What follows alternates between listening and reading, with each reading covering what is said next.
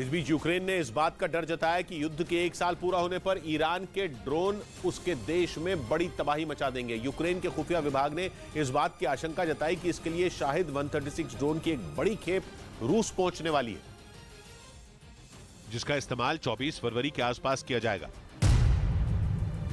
क्योंकि 1 साल पहले 24 फरवरी के दिन ही रूस ने यूक्रेन पर धावा बोला था। उसकी सेनाओं ने कई दिशाओं से एक साथ यूक्रेन पर वार कर दिया था।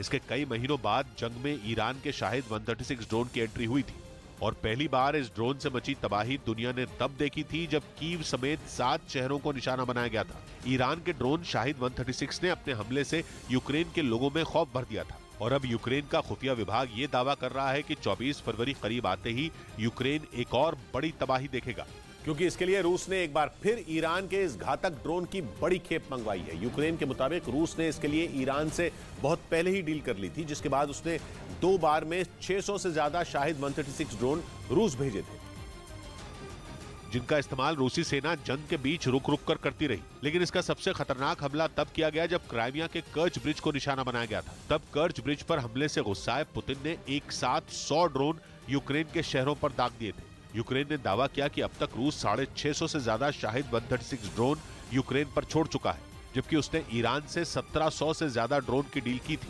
यूक्रेन के मुताबिक बचे हुए 1000 से ज्यादा ड्रोन जंग के 1 साल पूरा होने से पहले ही रूस को मिल जाएंगे। इसी वजह से यूक्रेन को इस बात का डर सता रहा है कि 24 फरवरी करीब आते ही पुतिन उसके देश में एक बार फिर बड़ी तबाही मचा देंगे।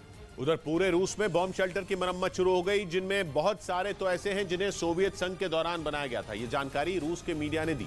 माना जा रहा है कि ये सब यूक्रेन जंग के लंबा खिंचने की वजह से हो रहा है, क्योंकि खतरा केवल यूक्रेन पर नहीं बल्कि रूस पर भी है। रूस के रक्षा मंत्रालय ने इसी वजह से तैयारियां शुरू कर दी और बॉम्ब शेल्टर की मरम्मत पर ध्यान देना शुरू कर दिया, क्योंकि रूस के बहुत सारे बॉम्ब शेल्टर सोवियत संघ के जमाने के हैं, जिन्हें थोड़ी नहीं बल्कि बहुत ज्यादा मरम्मत की जरूरत है।